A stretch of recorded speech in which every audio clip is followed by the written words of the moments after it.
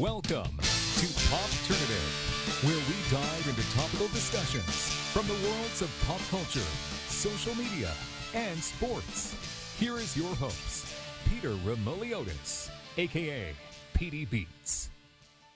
Hello and welcome to the Popternative podcast. This is the podcast where we have digital discussions in the worlds of pop culture, social media, music, sports, TV, film, everything really. As always, I'm your host, Peter Remoliotis, and on Twitter I go as PD Beats. I'm currently speaking to members of a band that are currently on the road, they're currently on tour, but we are speaking to two members of Boys of Fall, and I'm going to have them introduce themselves. Tell us your name and what you do in the band, guys. How you doing? I'm Mike and I sing for Boys of Fall. I'm Dan and I play guitar. Gentlemen, welcome to Popternative. Thank you so Thanks much for having us. No problem. Right off the bat, you could both start. I want to know, it's like a two-part question for an icebreaker. One, how did the band start? And then for both of you, what was kind of the musical influences for you two individually growing up playing music? So bands started, well, I would say the most relevant for us is probably how the band got back together. So we took a hiatus about a year and a half ago, and we were gone for, well, I guess it'd be a little longer now, but we were on hiatus for about a year. And pretty much like right when that time was done, like the mindset was nobody gave a fuck about us. So we're going to release a album, and just of all the songs that we've accumulated over the past like 5 years that we never got to release, and we're going to drop it. And like literally over that year, we watched our Spotify go from like 0 to 30,000 followers a month. So we knew people were listening, and that was crazy for us. And we started dropping singles, and people still cared. And it pretty much just got to the point within the band where we were like, yo, there's literally nothing else that we want to do. And it's clear that there are some people that still care. So fuck it, let's like get back out there and do this again. So we got the right people, involved with the band. You know, Dan being one of the newest members, we brought back in, and that's kind of been the mindset. Is like we lost sight of ourselves for a little while, and we came back, and it's been crazy. It's been a crazy year for us. Yeah. We've done a lot of stuff in this past year. We've been away from home for 5.5 months. Yeah, about 6 months by the end of the year. Wow, that's insane. So, you mentioned that, the band is a pop punk band, but you know what? It's not it's not a secret. Like, it's not a traditional pop punk sound. Sure. It's to me, like, I would describe it like it definitely has all its elements of pop punk, but it does have a lot of like pop rock, alternative rock elements to it. Do you think that's the direction of the music industry right now? Some of the bands of the pop punk. I say like overall, like the only way that we can ever describe what Boys of Fall wants to do is we always just want to write really catchy shit. So whatever that ends up like putting us down whatever path, I guess that's whatever it is. But yeah, we just kind of write like what we at the end of the day think sounds good and what we jam to. So if it feels good, then if it feels good, that's what it comes. So I want to know about, we talked about it before, the riff, right? That riff is no good for me. So when you guys were putting that together, what was going through your head? Dude, honestly, like it was one of those things because like it was the first time that me and Jake and I had previously, like we wrote and did, a lot of the writing, definitely not all the writing, but we wrote and did a lot of writing together. And that was the first time that we had brought Dan in. I actually wasn't even in the band. Yeah, Dan wasn't even in the band. It was kind of like a tryout for him. And as soon as he started playing that, me and Jake were like, ooh, we have something. That's Now, the band is currently on tour, as you can obviously see. But what are kind of the things, because touring could be seen as kind of a double-edged sword. There's going to be people who love it. There's going to be people who don't love it. What do you guys think about touring? Yeah. And like, what is kind of the stance about that being kind of a little bit of like a double-edged sword?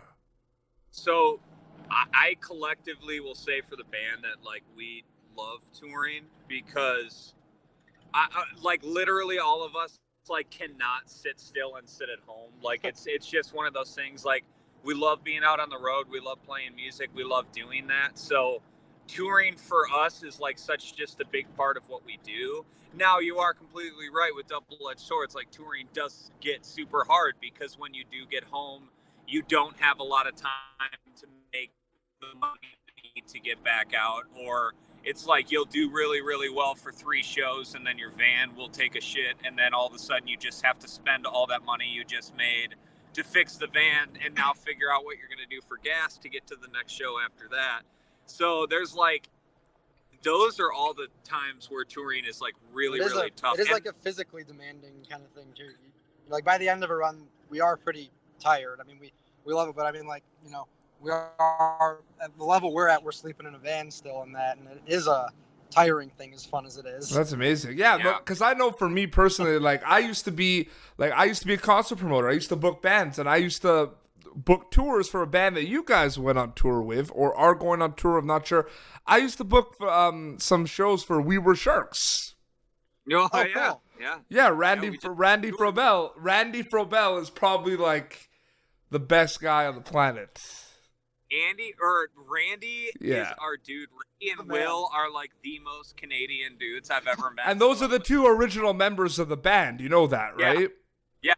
So it's awesome that you say that, because every time people talk about We Were Sharks, those 2 get brought up. People not knowing that they're the 2 only original members left, and then we definitely talks, because like it was one of those things where like Jake and Eli and I are like the original members of this band. So it's always crazy to hear different bands and their stories and the different challenges that they've faced, and you're like, oh, okay, we're not alone, because we've done a lot of the same shit. I want you both to describe, and this is supposed to be a hard question, but I want you, the first word that comes to mind when I say Boys of Fall is? Honest. We've always written what we want to write. We've always played what we want to play, and we've kind of just done what we want to do, and for better or for worse, like that's kind of always how we've been. And all my lyrics are very honest towards like situations I've gone through or people in the band have gone through, and that's I think like circling back in, like, you know, from a non-lyrical standpoint, like what we said earlier, like, you know, we write kind of just what sounds good to us and what makes us happy, you know. Like you don't hear Dan's riffs in a lot of pop punk bands. So like we do that type of shit because it makes us happy. We're honest with ourselves. So what I find interesting is a lot of bands, I had like Matt Greiner for August Burns Red was on the show last month, and he was saying that they listen to a lot of different things growing up, but what I find interesting is, you have these metalcore bands, when they're writing music, they're not listening to metalcore, they're listening to pop. Yeah. What are you guys listening to when you're writing?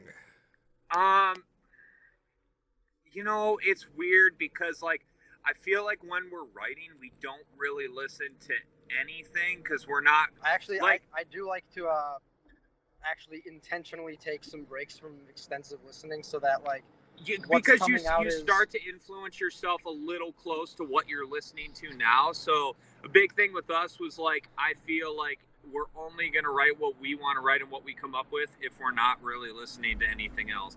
But before that or after that, oh shit, dude. I listen to, as funny as it is, I listen to a lot of Post Malone and Justin Bieber but then I also listen to a lot of Chelsea Grin, Suicide Silence and shit. But for me, my biggest influence has always come from just good melody. My favorite bands have always been Counting Crows, Matchbox 20, and something about their melodies have always driven home with me.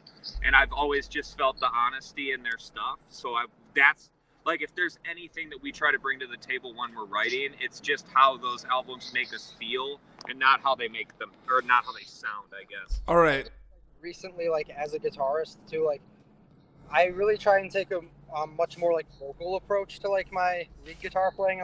I'd say a lot of my big influences are even some pop and R&B vocalists like The Weeknd and Michael Jackson stuff and that the vocal lines, and I try and emulate that in a bit of my playing. No, absolutely. Okay, so this is a pretty fun part of the show right now. We're doing this. This is what I like to call Realistic Dream Festival. All three of us, we have been hired to put together a festival. All right. And this festival features 3 headliners, I'd say 4 like middle tier bands, like main support bands, and then another 4 like opening bands, okay? Now, there's no surprise that Boys of Fall are on this festival. So it's no problem. So we're going to slot you guys in the middle. So Boys of Fall are on this festival. So I want to go around. We all basically get to pick a headliner, and then we all get to pick like a main support band, and then we all get to pick one like opening band. So I'm going to start this, but keep in mind, realistic, okay? Like, you know what I mean? Like Nirvana, not realistic. Yeah. You know what I mean? Realistic for me. The Maine. Okay. Whether they're the headliner or just another band, like I love the Maine. Don Broco. Okay. So we have, I mean, those are good ones for sure. What would be your pick? I'm gonna put in, you know what? There's a bunch, but I'm gonna put in a band that they're not really doing anything yet, but it's one of my favorite bands of all time, and I feel like it kind of goes of the direction we're going to. But we're gonna go Motion City Soundtrack. Oh, cool. That's a good one. You guys talked about writing, and I think they are underrated in terms of the songs that they write, man, are incredible. Oh, dude, Motion City are phenomenal. You know, clearly they've had such a good career and everything. When did they call it quits? Was it last year? Not sure. Yeah, but I know Justin Pierre, he's still like doing things. Like he's still writing, and and a lot of those bands, they take breaks, but then they get together, they write again, they tour again. You know how it is. Trust me, we know how it is. Is We Were Sharks on this festival? We love those guys. If they want to come down from Canada and drink some Jameson with us, they're definitely on this festival. Okay, we need about 3 more bands on this festival. So Bigger tier, one of my favorites, and they just announced their first show after breaking up. But wait, hold on. I know who it is. Can I guess who it is? Yeah, guess. Is it Anberlin? It is. I love that band. Dude, that's one of my favorite bands. I love that band. Dude, this is like a sick festival. Like, man, Anberlin is amazing. I saw Anberlin a couple of times, and I remember we were in Montreal. Funny story. We were like waiting outside the tour bus, and one of their guitarists came out and started asking us, "Hey guys, do you know where I can get like poutine, which is like?" And we were like, "Yeah, we know the place." And we walked like 10 blocks with him to get poutine. One of the guitarists, and like they were on tour with Medina Lake was the opening act. So it was one of those things where it was amazing. But yeah, I heard that they're coming back, and that's amazing because they're amazing. So what do you think makes those bands awesome then? Is it what we talked about, the writing of it? I don't know. I don't. There's like literally when I go to listen to a band, I don't even know what it is that captures it for me, but like it just has to feel for me like the song, like everybody knew what they were doing when they wrote the song. Like the melody didn't trail off in some random direction. Like I can actually grab onto the melody. The drums have an awesome groove to, like, there's so many things that make a good band, and Amberlin's always done that shit right. So no, absolutely. So, okay, so that's our festival. So it's an amazing festival. We'll get back to Boys of Fall. What are you guys kind of excited for the most in the future of Boys of Fall? Like, you're on tour right now, but is there anything cool cooking that you're excited about? I mean, you're putting out I believe you are putting out a new record, correct? Friday, the new record Yeah, comes this out. Friday's the new record. Wow. Yeah. It's exciting, right? Yeah, Oh, that's so, like, my anxiety's through the roof about it. I want, obviously you want to take something that you work so hard and you want to put it out, and you just, you hope all your fans love it and new people love it. My biggest thing, like, nothing's cooking right now, but like I want to get overseas. Like that's that is my goal, my plan. Like if we can get something cool lined up, like that is where my heart is right now. Is I want to go overseas. I want to see some shit. Absolutely. Another thing too I wanted to ask is we had right before the final run, we had Kevin Lyman from like Vans Warped Tour on the show. Like I interviewed him on the yes, and before the show I was like, hey, you know what, like. He just announced the final run of the Warped Tour and everything. And I was like, you know what? I'm going to ask. So I said, and he's like, before that, he's like, you can ask me anything you want. Like, I will answer anything. So I was like, man, like, this guy's really like, I'm worried. Should I? So I straight up asked him, why he stopped the tour. And he said it was like a bunch of different things, you know what I mean? But he would say that, you after doing things for so many years, you get tired of doing it, right? Do you think that is something that really resonates with the music industry, unfortunately? Because, it does take a long time to, quote unquote, make it. Oh yeah. Yeah. I mean, like, here's the thing when it comes to the music industry, and I feel like this is something that people don't get when because all people hear at the end of the day, like, is the end result of what happened with the song, but nobody knows the story of what led up with that, with the members, with the management, with the crew, with the label, with blah, blah, blah. And I feel like that mixed with so much unneeded negativity from random ass people sometimes, like, that shit can just get exhausting. I mean, how many years did he do it? How many years successfully did he do it? It was amazing. And it's like, all these people that were really loudmouth and badmouth Warped Tour, it's like, all those people were like, oh no, it's done as soon as it ends. I feel Kevin Lyman 100% when he's like, dude, you get tired, you get worn out, man. It's how many years of dealing with this over and over, not to mention even what he has to put up with, I'm sure, with bands on the road. But I mean, the festival, like many things and many bands, and you know what I mean, like, it evolved, right? It evolved, but it also evolved too. And I don't think that people understand evolution. I'm going to be completely honest with you, but like Boys of Fall has evolved, right? Like the sound's different. 100%, yeah.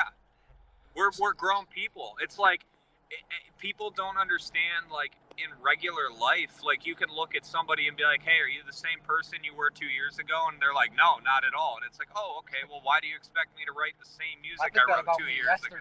Yeah, I'm not the same person I was 2 years ago. I'm just still doing my thing. I still like playing music as much. I always want to find new ways to put it out, Absolutely, guys. Well, we'll wrap up. But guys, thank you so much for taking some time off being on the road to talk to me on Popternative. I really appreciate it, guys. So now, plug away. Where can people find the record? Where can they follow you on social media? The stage is yours. Look Go for us it. up, Boys of Fall on Spotify, Apple Music, YouTube, Facebook, Instagram. Everything's Boys of Fall Band or Boys of Fall MI. You can find everything under there. Please check us out. All our Spotify listeners, everybody. New record October 26th. Yep. That's exciting. Well, guys, seriously, all the best with the new record, all the best with the tour, and yeah, man, we'll catch up soon and have you back on because this was a lot of fun. Thank you for tuning in to Popternative. Make sure to check out our past episodes of Popternative on YouTube. Be sure to like Popternative on Facebook and follow us on Twitter. This has been an Autograph Communications production.